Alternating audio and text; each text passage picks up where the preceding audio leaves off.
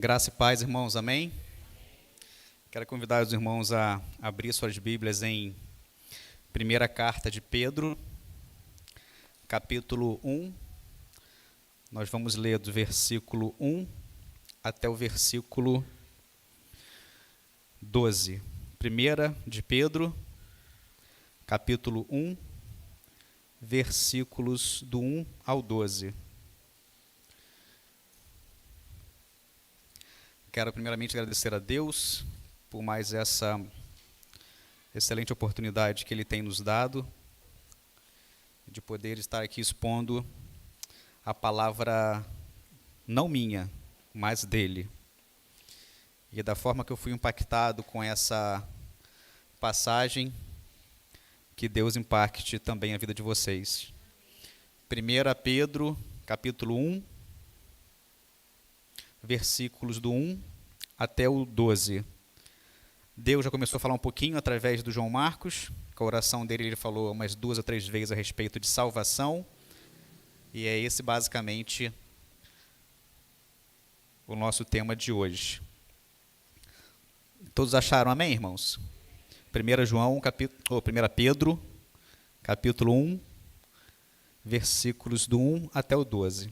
A palavra de Deus nos diz assim: Pedro, apóstolo de Jesus Cristo, aos eleitos que são forasteiros da dispersão no Ponto, na Galácia, Capadócia, Ásia e Bitínia, eleitos segundo a presciência de Deus Pai, em santificação do Espírito, para a obediência e a expersão do sangue de Jesus Cristo.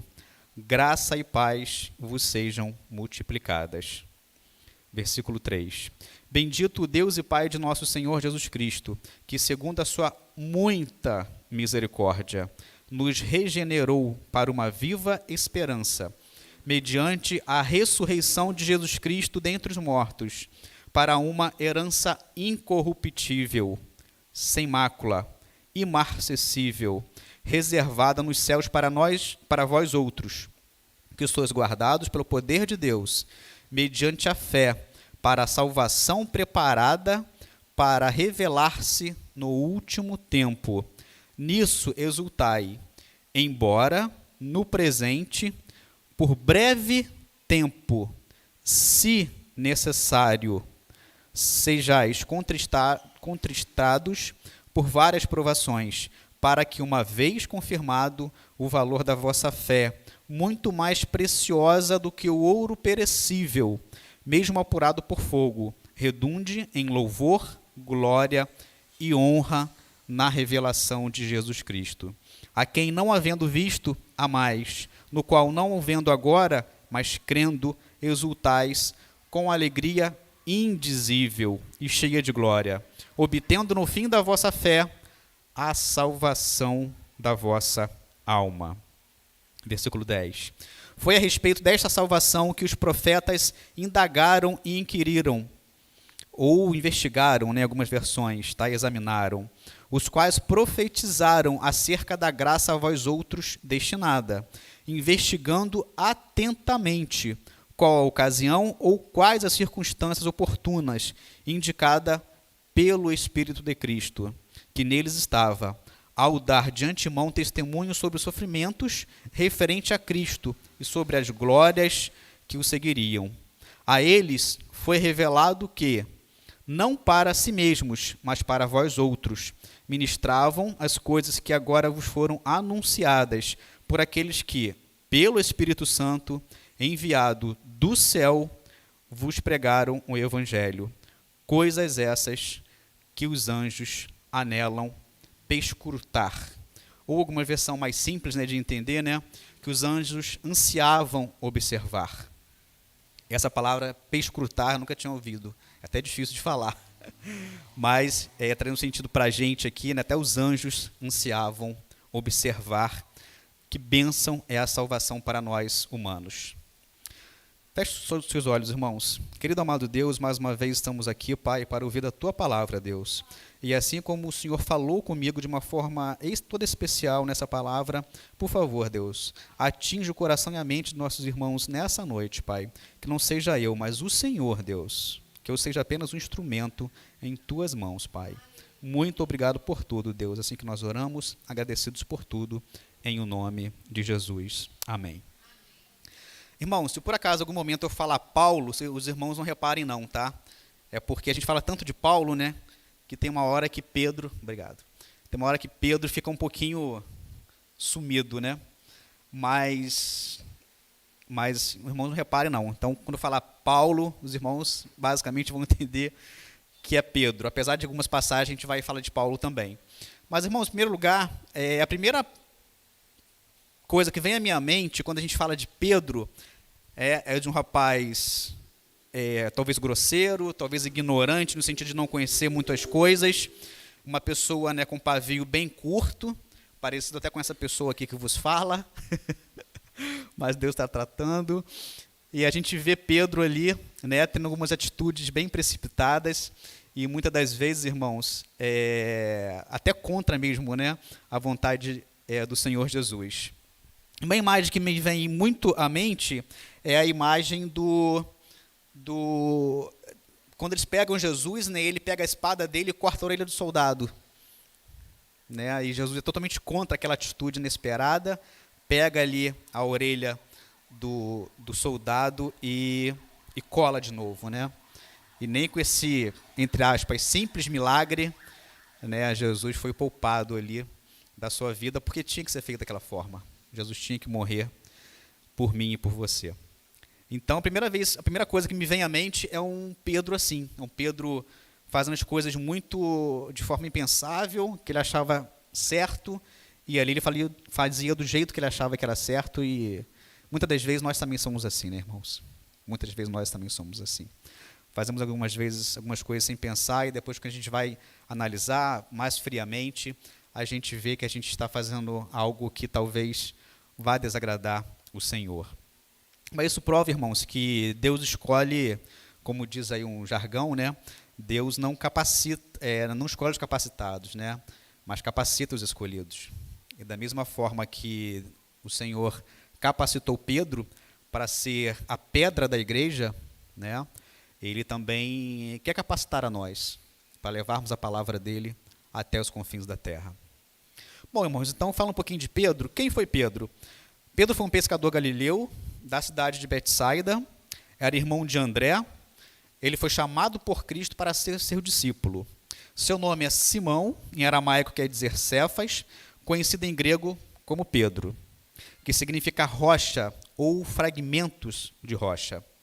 Nome dado pelo Senhor Jesus, como nós podemos observar lá em Mateus 16, 18 e também lá em João 1, 42. Pedro foi escolhido, irmãos, por Jesus como apóstolo, e seu nome ocupa sempre o topo da lista dos apóstolos. Pedro foi um líder natural, tá, entre o colégio apostólico, e desfrutou com Tiago e João um lugar muito especial ali ao lado do Senhor Jesus. O inglês Guilherme Orr diz que Pedro foi porta-voz dos 12 e uma figura de proa na igreja primitiva. Ou seja, Pedro foi ali o precursor ali, né? Foi quem iniciou ali os caminhos, né? Encorajando aqueles irmãos a não desistir da sua fé, a não desistir da sua missão, que é evangelizar a todos os povos da terra. Olha que interessante, irmãos. Enquanto o nome de Paulo é mencionado 162 vezes, o nome de todos os outros apóstolos juntos é mencionado na Bíblia 142 vezes. Agora, pasmem, eu fiquei muito surpreso, mas é verdade, irmãos. O nome de Pedro é citado nada mais, nada menos do que 210 vezes. Eu não sei porquê, mas de início eu achei que essa informação estaria errada, mas do livro que eu consultei, do livro de Hernandes Dias Lopes, eu acho que ele não vai errar essa informação, gente. Então, Pedro foi tão importante para a igreja, para Deus, e é importantíssimo para nós, que o nome dele é mencionado 210 vezes. Realmente é um número assim, bastante significativo na Bíblia. Outro teólogo vai dizer que esta epístola nos oferece uma ilustração esplêndida de como Pedro cumpriu a missão que o próprio Senhor Jesus havia lhe dado, lá em Lucas 22, versículo 32. Que ele vai dizer assim, olha o que Cristo fala: mas eu orei por você, para que a sua fé não desfaleça, e quando você se converter, fortaleça os seus irmãos. Olha que interessante, irmãos. E se nós formos ler ali o versículo 31, é aquela passagem onde Satanás quer sacudir Pedro como um trigo. Esse termo é forte, né? Sacudir. Imagina, né? Eu nunca me senti sacudido por Satanás, eu nem quero pensar o que deve ser isso. Mas com certeza deve ser uma coisa muito ruim. Mas olha o que o próprio Senhor Jesus fala. Ele mesmo, o próprio Senhor Jesus, orou por Pedro, para que a fé dele não desfalecesse, e para quando ele se convertesse, ele se fortalecesse e fortalecesse os seus irmãos. E a palavra dele fosse exposta na palavra de Deus, na Bíblia, para que estivesse nos fortalecendo hoje também. Amém, irmãos? Isso é maravilhoso, irmãos. A primeira carta de Pedro, irmãos, é considerada a mais pastoral e terna de todo o Novo Testamento.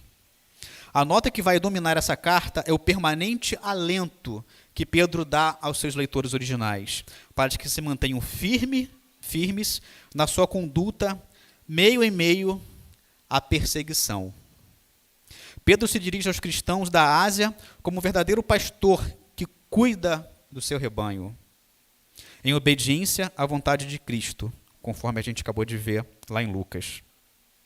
O teólogo Matthew Henry afirma que o principal objetivo de Pedro em escrever essa carta foi preparar os cristãos para o grande sofrimento que eles poderiam vir a sofrer. O termo sofrimento vai percorrer toda a carta de 1 Pedro. Toda a carta, irmãos. As pessoas para as quais Pedro escreve estão sofrendo várias provações. Muitas provações. E será que isso tem diferença para nós hoje? Não, né, irmãos? Não. Hoje mesmo eu passei por uma provação bem complicada, mas a gente tem que orar a Deus, né? E entregar nas mãos do Senhor para que Ele nos dê sabedoria, entendimento, mansidão, porque quando envolve a nossa família, a gente fica muito preocupado, né? Mas já oramos, orei com a minha esposa, vai estar entregue nas mãos do Senhor, para que Ele possa nos livrar dessas provações, dessas lutas que às vezes passamos. A perseguição aos cristãos está crescendo e eles não devem ficar surpresos com os sofrimentos que iria vir. Pelo contrário, eles deveriam estar preparados a sofrer por causa da justiça de Deus e ser co-participante do sofrimento de Cristo. Porque assim como Cristo sofreu, e muito, né, irmãos?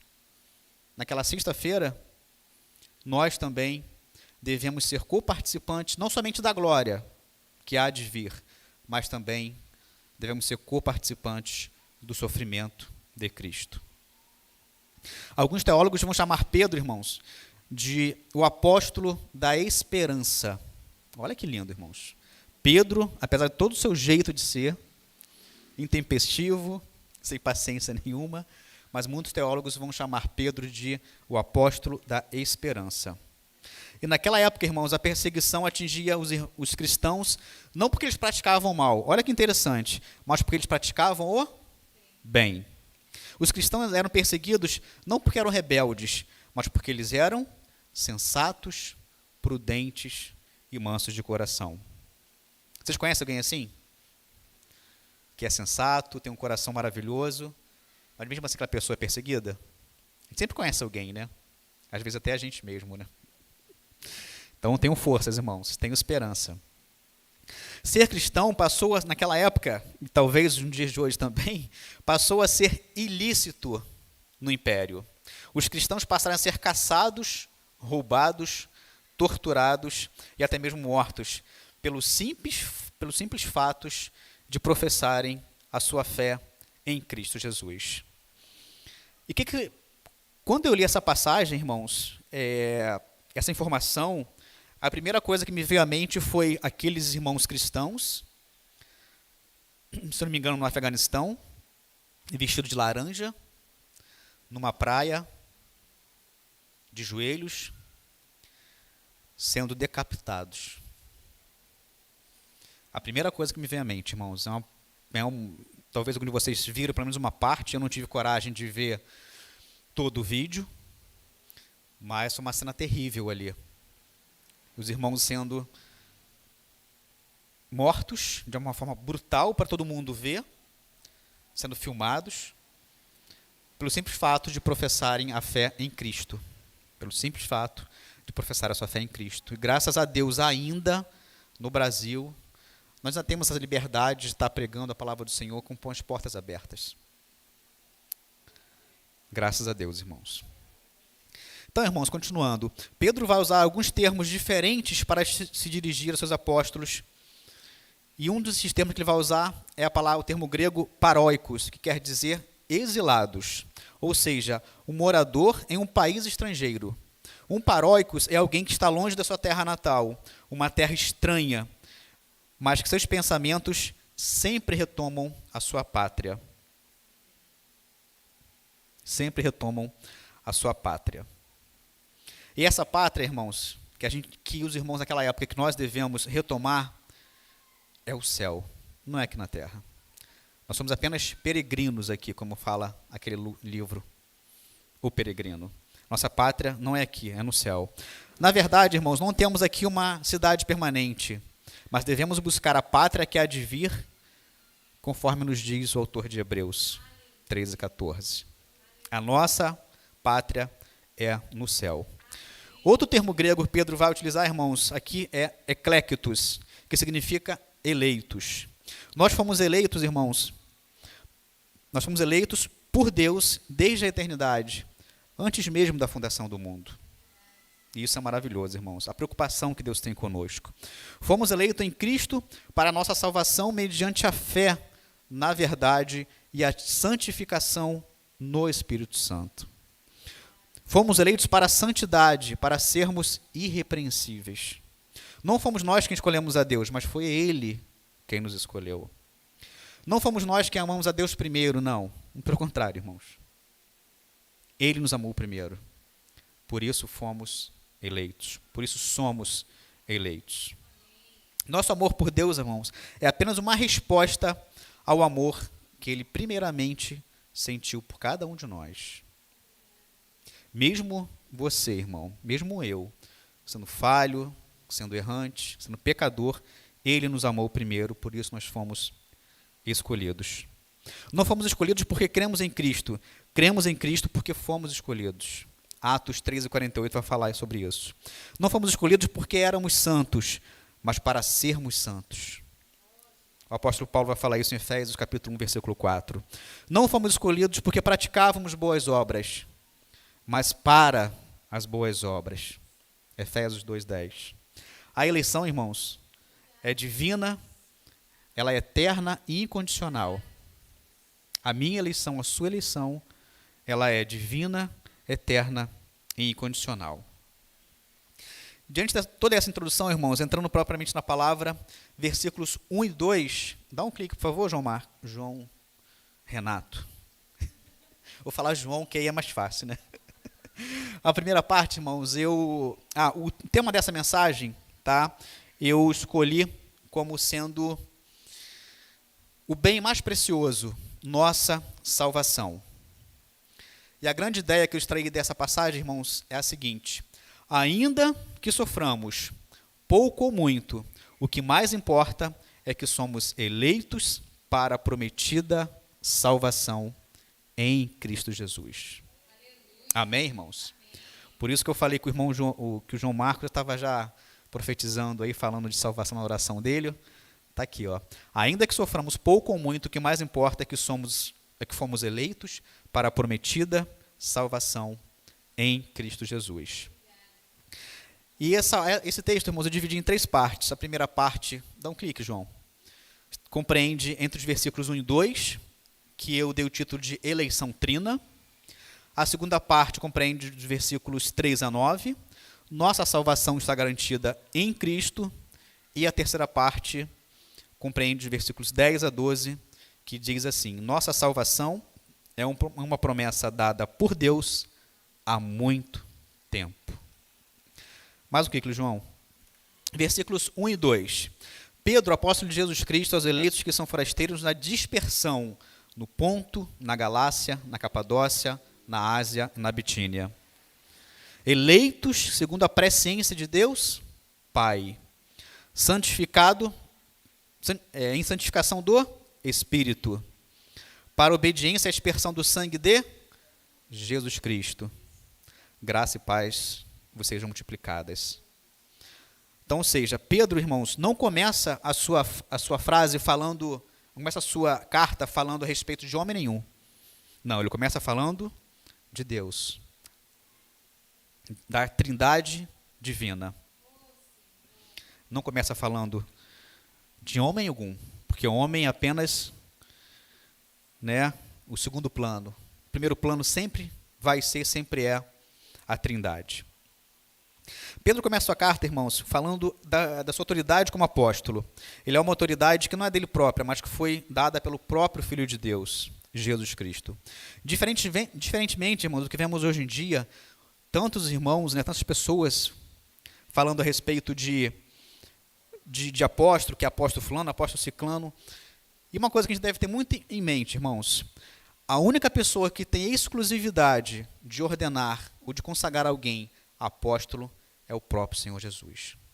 Ninguém na face da terra, nenhuma igreja, nenhuma denominação tem o poder de proclamar alguém como apóstolo.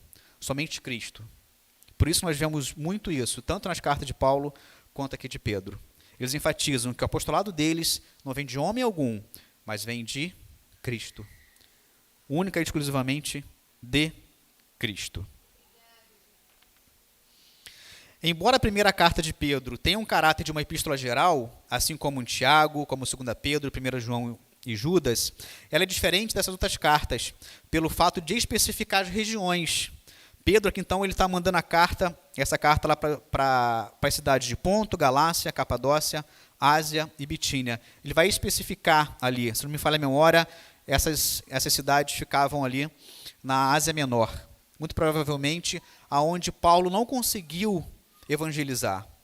Então, como a palavra de Deus tinha que ser proclamada até os confins da terra, aonde Paulo não conseguiu levar a palavra de Deus, Pedro agora está escrevendo para essas pessoas. O que é conhecido em 1 Pedro em si é que os leitores estavam sofrendo perseguição por causa da fé que eles professavam. Em nenhum momento na carta de Pedro vai confirmar que eles estavam sofrendo perseguição oficial. Olha que interessante, irmãos. Não existia um decreto, um ofício, irmãos, que algum rei fez, algum superior fez, para que a igreja fosse perseguida. Não. Eles sofriam perseguição apenas e exclusivamente pela fé que eles professavam em Jesus Cristo. E apesar de tudo isso, irmãos, somos o povo de Deus, somos escolhidos na eternidade, separados do mundo, padecendo do ódio no mundo e suportando o sofrimento e a perseguição, sim, mas ao mesmo tempo proclamamos as virtudes de Deus aqui no mundo. Isso que nós devemos fazer, irmãos, proclamar aquilo que Deus tem feito na minha e na tua vida. Amém? Eu achei muito interessante, irmãos, o que o teólogo William Barclay vai dizer. Ele vai dizer que o povo de Deus é o povo exilado da eternidade. Embora estejamos no mundo, não somos do mundo. Mesmo apartado do mundo, fomos inseridos no mundo como sal e como luz. Eu sou um sal e eu sou luz. Você, meu irmão, minha irmã, é sal e você é luz. Nós somos o povo escolhido do Senhor. A palavra dispersão, irmãos, que Pedro vai falar aqui, se refere ao exílio e seus resultados. Após a morte de Estevão, os judeus cristãos foram espalhados e tiveram que ir morar em outros países. E como nada acontece por acaso, né, irmãos? E eu creio que eles foram espalhados para pregar o evangelho até os confins da terra. Nada acontece sem permissão de Deus. A salvação é obra exclusiva do Deus Trino e não do fruto do merecimento humano. É o próprio Senhor quem faz a eleição e a salvação. A eleição divina é decreto eterno de Deus. O Senhor Deus nos escolheu antes dos tempos eternos em Cristo Jesus, pela santificação do Espírito, pela fé na verdade, para sermos santos e irrepreensíveis. A nossa salvação repousa totalmente na eleição prévia da parte de Deus, na sua incompreensível bondade para conosco em Jesus Cristo. Pedro lembra aos seus leitores da posição segura e privilegiada deles como objeto de escolha soberana, eterna e graciosa de Deus como seu povo, em Jesus Cristo. E somente através dele, por meio dele, nós temos a nossa salvação soberana, eterna e graciosa. A eleição, é interessante, irmãos, que a eleição eterna não dispensa o sacrifício de Cristo na cruz. E quando eu li essa frase, irmãos, eu confesso aos irmãos que eu fiquei pensando, eu falei, se nós já fomos escolhidos, por que precisava Cristo vir ao mundo? Para morrer por mim e por você, da forma como ele morreu. E aí me veio à mente João 3,16. Porque Deus amou o mundo de tal maneira, que deu seu Filho unigênito, para todo aquele que nele crê não pereça, mas tenha vida eterna. Ou seja, é uma prova cabal, irmãos, que no amor que Deus tem por mim e por você, ele é incondicional.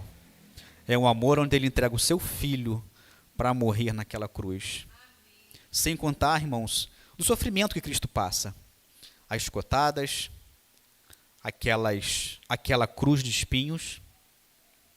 E certa vez, irmãos, eu fui estudar um pouquinho a respeito dessa coroa de espinho que Jesus recebeu em sua cabeça. Alguns estudiosos vão dizer que os espinhos eram tão grandes que os espinhos chegaram até no nervo que nós temos aqui na face. E esse nervo, irmãos, é um dos nervos que mais dói no nosso corpo. Eu lembro que quando eu fui arrancar meu siso, o médico, o dentista, o cirurgião, deixou bem claro para mim, é uma cirurgia de muito risco, porque se eu pegar o seu nervo que passa aqui nessa região do seu rosto, na cabeça, você pode ficar com a sua face paralisada. Eu confesso, irmãos, que deu uma tremida. E ali tem anestesia, tem todo o preparo, né?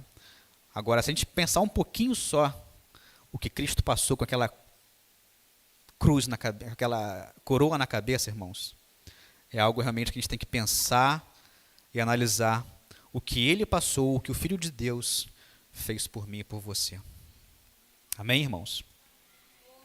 O Deus que nos escolheu antes da fundação do mundo para a salvação, esse mesmo determinou nos salvar, mediante a morte vicária de seu Filho. O sangue de Cristo vertido na cruz é a causa meritória da minha e da sua salvação. O Pai escolhe, o Filho redime e o Espírito Santo aplica a salvação nos eleitos e santifica-os para a vida eterna. Todos os que são eleitos pelo Pai são redimidos pelo sangue de Cristo e são santificados pelo Espírito Santo. E para finalizar essa parte, irmãos, não há graça sem paz, nem paz sem a graça. Ambas caminham juntas. A graça é o favor merecido de Deus aos pecadores indignos. Isso serve para mim e para você. E a paz, irmãos, é o estado da reconciliação que nós temos com o nosso Deus. E o que seria de mim e de você, meu irmão, sem a maravilhosa graça de Deus, como nós cantamos aqui às vezes?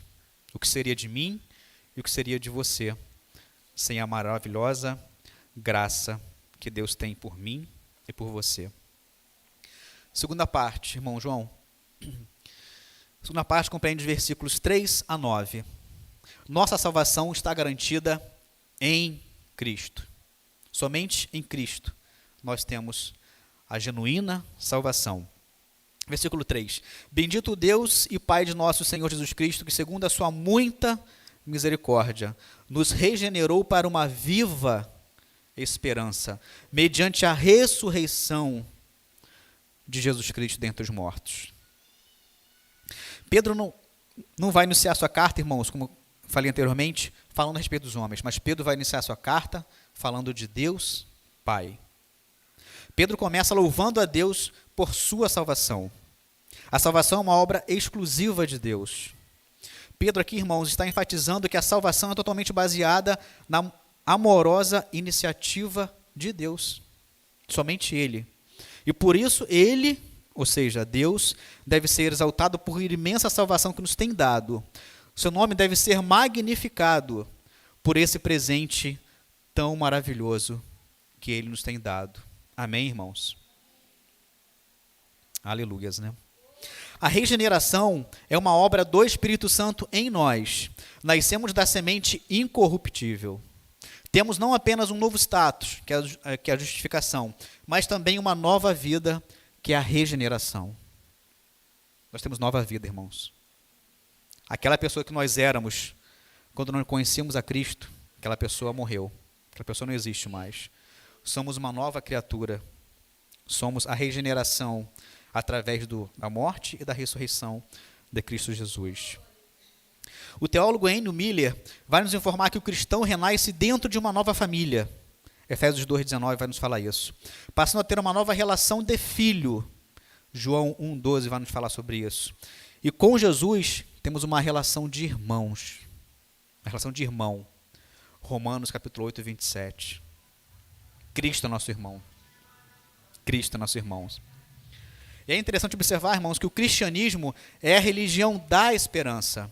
Não caminhamos para um futuro incerto, mas sim para uma viva esperança da vida eterna em Jesus Cristo. Nossa esperança não é vaga ou duvidosa, mas definida e garantida. Acho muito interessante que o outro teólogo vai dizer, o teólogo Simon Kistemaker, sem a ressurreição de Cristo, nossa regeneração não seria possível e a nossa esperança não faria nenhum sentido. A nossa regeneração não seria possível, a nossa esperança não faria nenhum sentido se não fosse a ressurreição de Jesus Cristo. Versículo 4, irmãos.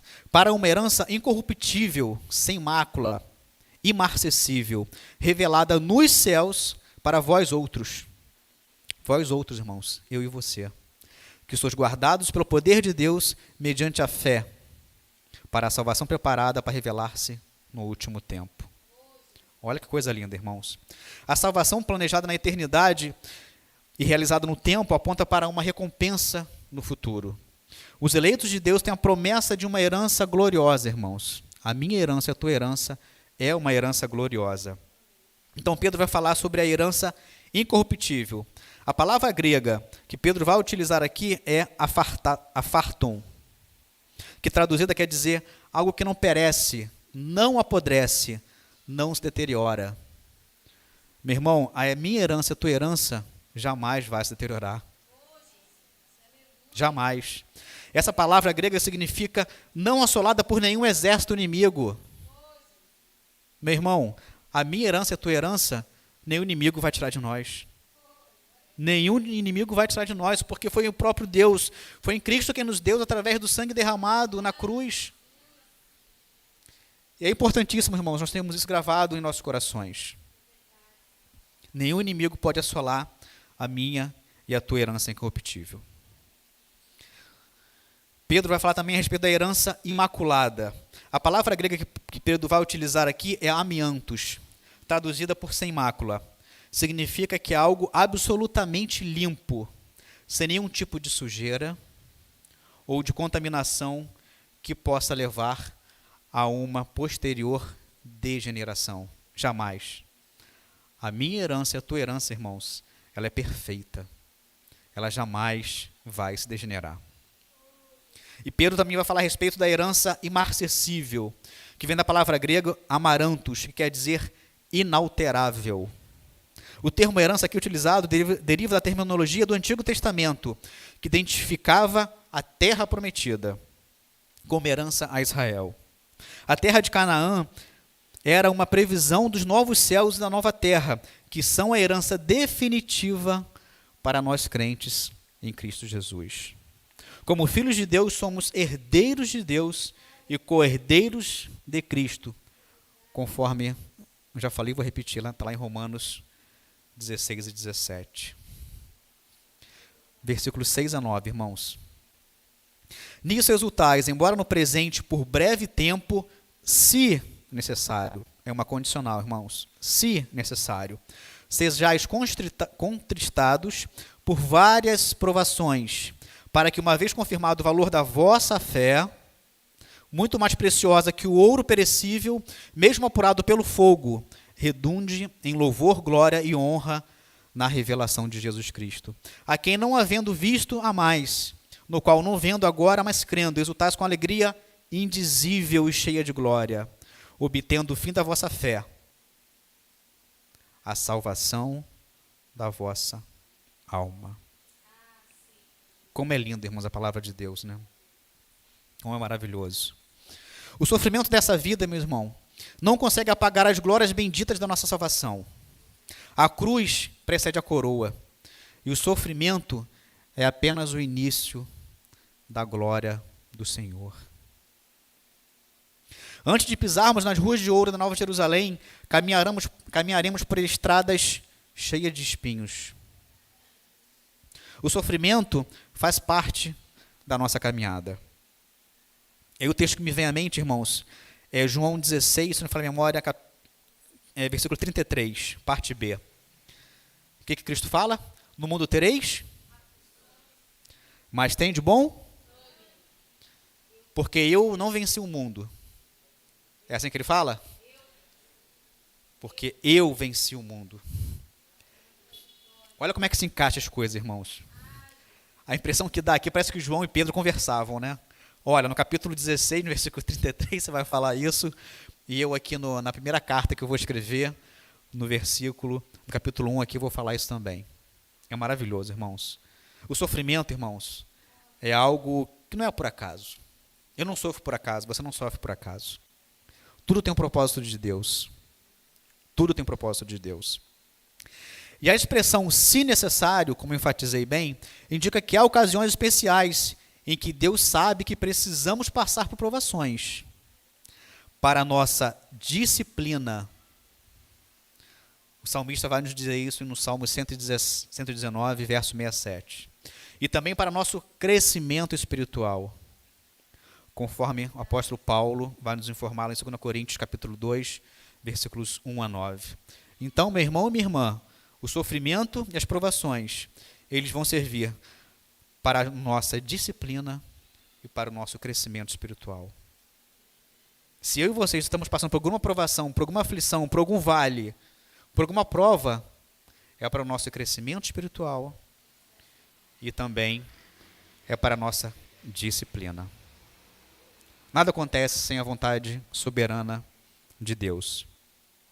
O teólogo Warren Wiersbe vai comentar esse versículo nos dizendo que não importa a cor do nosso dia, seja cinzento ou seja negro, Deus tem graça suficiente para suprir todas as nossas necessidades. Amém, irmãos?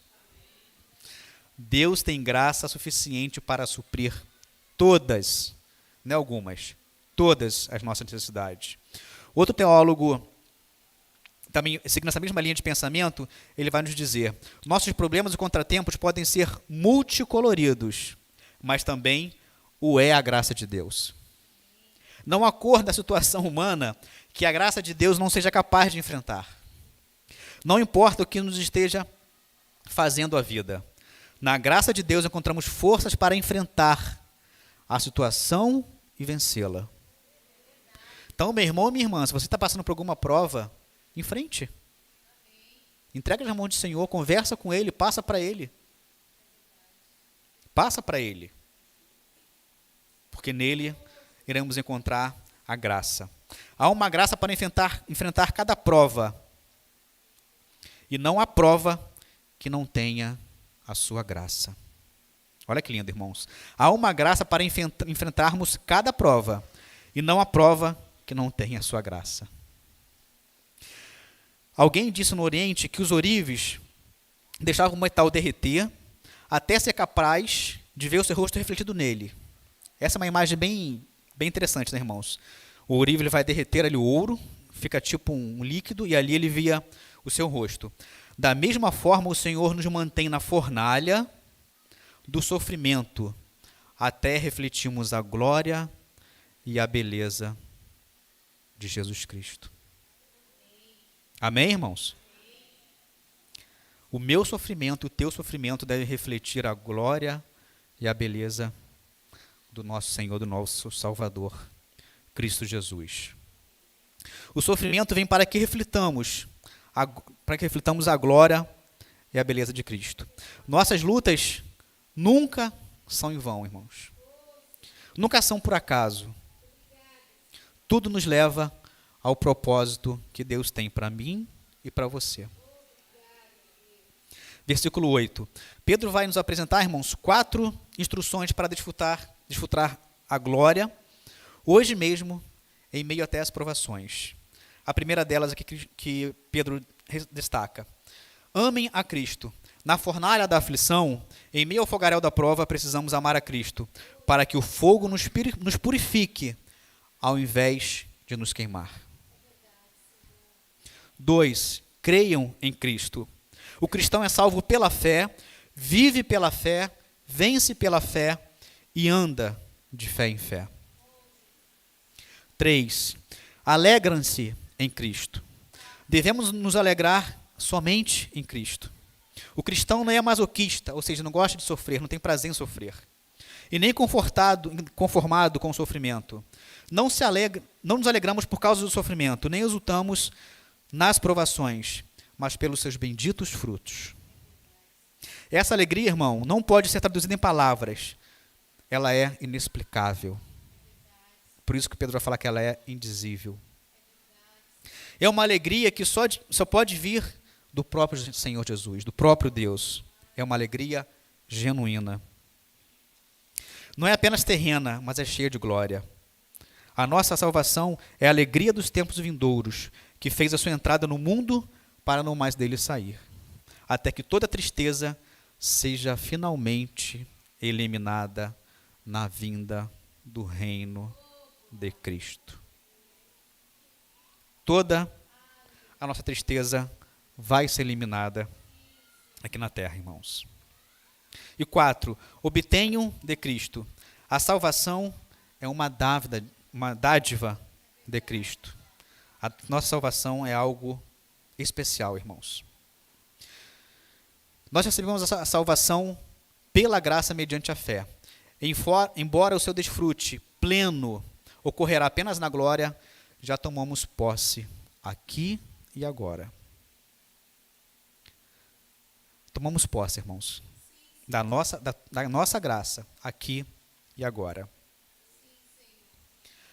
E a terceira e última parte, irmãos, versículos 10 a 12. Vai nos dizer assim: foi a respeito desta salvação que os profetas indagaram e inquiriram, ou os quais profetizaram acerca da graça a vós outros destinada, investigando atentamente qual a ocasião ou quais as circunstâncias oportunas indicadas pelo Espírito de Cristo que neles estava, ao dar de antemão testemunho sobre os sofrimentos referentes a Cristo e sobre as glórias que o seguiriam. A eles foi revelado que não para si mesmos, mas para vós outros, a saber nós, ministravam as coisas que agora vos foram anunciadas por aqueles que, pelo Espírito Santo enviado do céu, vos pregaram o Evangelho. Coisas essas que anjos anelam saber, ou anelam observar. Terceira parte, João, vai nos dizer o seguinte: eu identifiquei como a nossa salvação é uma promessa dada por Deus há muito tempo, através dos profetas. O apóstolo Pedro, irmãos, vai mostrar a conexão do Antigo com o Novo Testamento. Ele vai nos dizer que a salvação recebida pela igreja é anunciada pelos profetas. E novamente citando Ennio Miller, ele vai dizer que temos aqui uma passagem eloquente sobre a unidade e a continuidade entre o Antigo e o Novo Testamento. Aquilo que havia sido buscado e anunciado, aqui está se cumprindo. A salvação presente que a igreja possui já estava no campo de visão dos homens de Deus da antiga aliança. Quando o Espírito Santo inspirou os profetas para escreverem sobre o tempo e circunstâncias do cumprimento dessa salvação, não lhe retirou, irmãos, a capacidade de pesquisar, nem anulou o estilo que cada um iria registrar dessas verdades por eles pesquisadas. Ou seja, cada escritor da Bíblia, irmãos, foi inspirado pelo Espírito Santo e cada um teve o seu jeito de escrever. Mas todos eles apontavam para Cristo. Apontavam, nos informavam e nos informam que a salvação vem única e exclusivamente através de Cristo.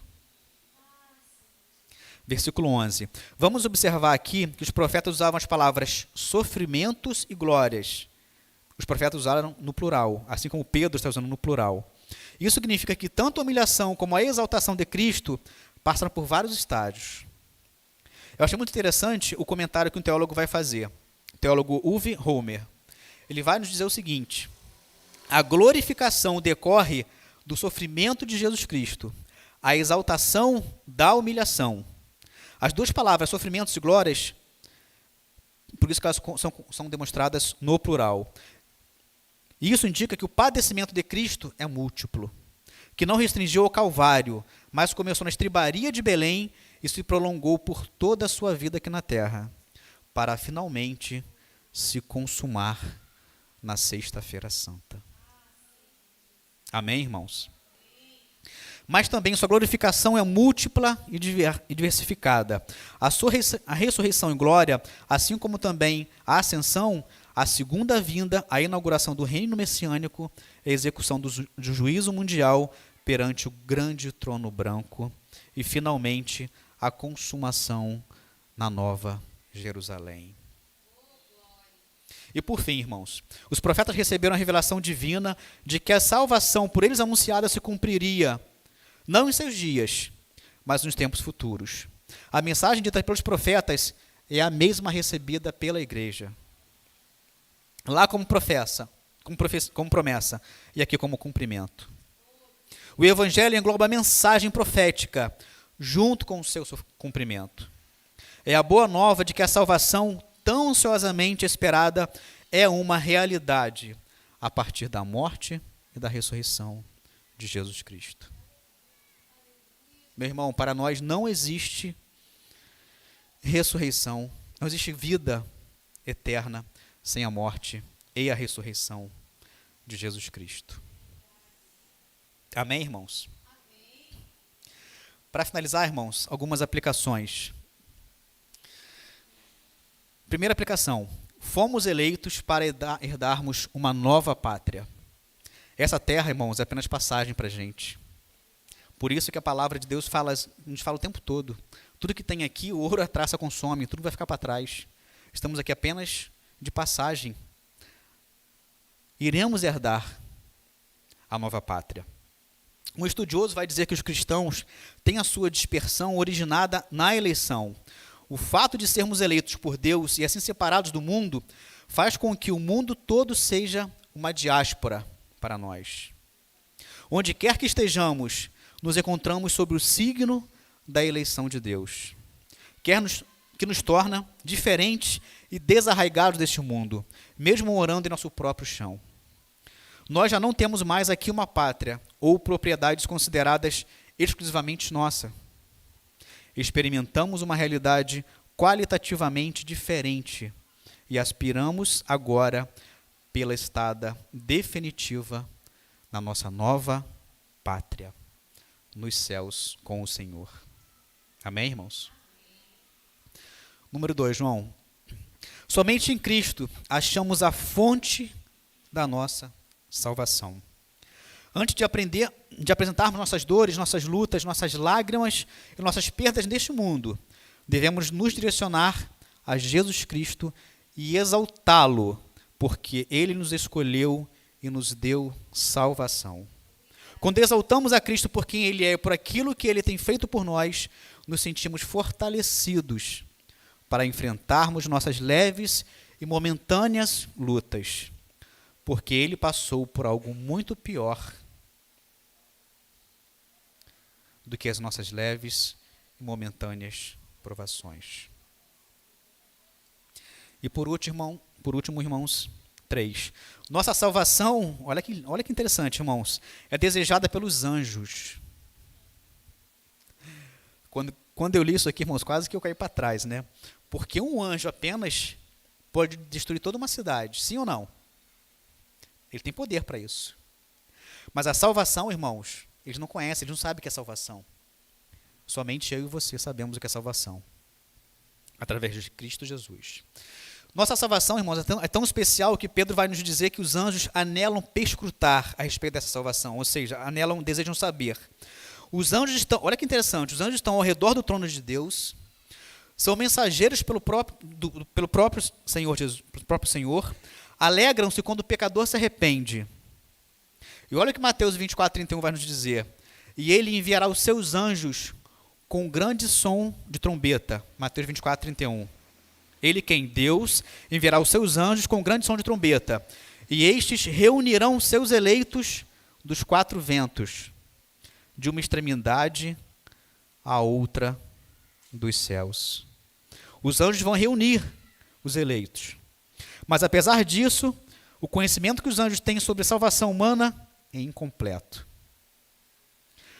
Por isso, eles desejam saber mais sobre a minha e sobre a tua salvação. A palavra perscrutar significa olhar com o pescoço esticado. Irmãos, eu achei muito linda essa passagem. Você imagina um anjo tentando esticar o pescoço para saber como é a minha e a tua salvação, irmãos.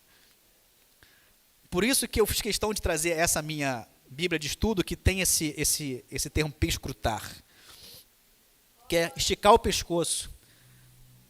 Eu, sinceramente, não consigo imaginar, irmãos, o anjo esticando o pescoço para ver a minha e a tua salvação. É algo que só algo de Deus. Só Ele explica. Só Ele explica, irmãos.